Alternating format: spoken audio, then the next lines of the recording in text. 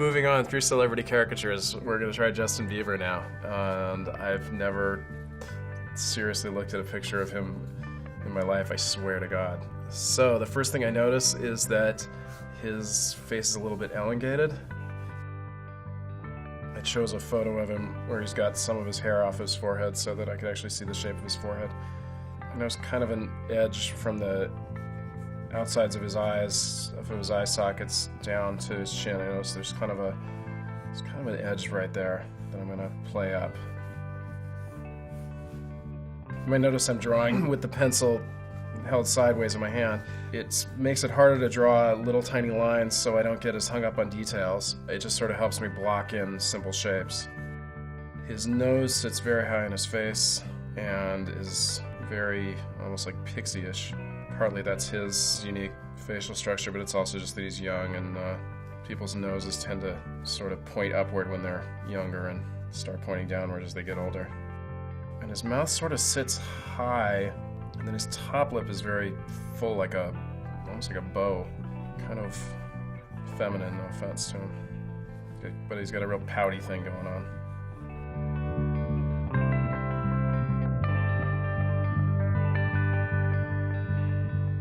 So even though his features are soft, there is a certain angular quality to them that I'm trying to capture. I'm just going to start riffing in the outlines, but as I'm drawing the outlines of his face, I'm thinking all the time about where I think the edges of his skull are and where the landmarks of his skull are that sort of help me figure out the construction of his face.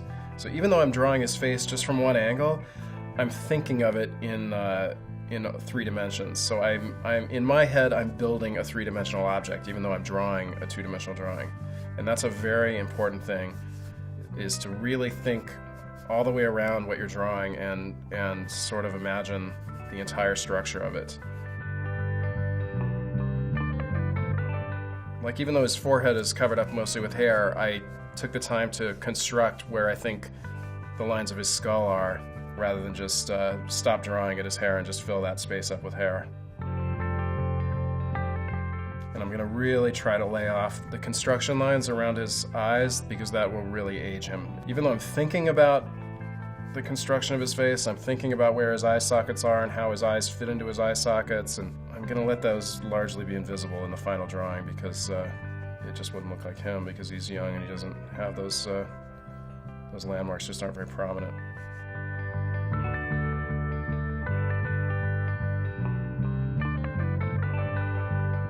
So that's kind of the beginnings of it. The next step would be to bring it into a light box, throw a piece of tracing paper over it, and start to refine the drawing more.